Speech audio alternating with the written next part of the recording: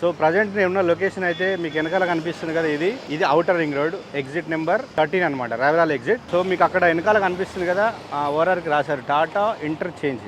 So 4th city, అదే future city అని చెప్తున్నారు కదా, ఆ ఫ్యూచర్ సిటీకి వెళ్ళే 330 ఫీట్ రోడ్డు ఇక్కడ నుంచే స్టార్ట్ అవుతుందన్నమాట. ఈ 330 ఫీట్ రోడ్డుకు రతన్ టాటా గ్రీన్ఫీల్డ్ రోడ్ అని పేరు పెట్టారు. సో మరి ఇలాంటి జంక్షన్లోనే ఇప్పుడు ఆ వెంచర్ ఉందన్నమాట. సో ఇప్పుడు ఈ జంక్షన్ చూస్తున్నారు కదా, సర్వీస్ రోడ్ ఇది.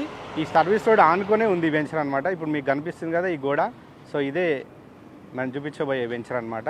సో అంటే ప్రైమ్ లొకేషన్ అని చెప్పొచ్చు. ఇక్కడ ఈ జంక్షన్లో మనకు తెలుసు, ఇటు లోపలికి వెళ్తే మనకు కొంగర్కలాన్ కలెక్టరేటు, అదేవిధంగా ఫాక్స్కాన్, కేన్ సెమికాన్ వెళ్ళే రోడ్ అనమాట. మనం అవుటర్ రింగ్ రోడ్ కింద నుంచి వెళ్తే ఇక్కడే ఉంటుంది. సో అలాంటి ఏరియా. ఇప్పుడు ఒకవేళ ఈ 330 గ్రీన్ఫీల్డ్ రోడ్డు స్టార్ట్ అయితే ఇది భారీ జంక్షన్ అయిపోతుంది మొత్తం. ఈ చుట్టుముట్టు అంతా కమర్షియల్ యాక్టివిటీస్కి మంచి డిమాండ్ ఉండే అవకాశం ఉంది.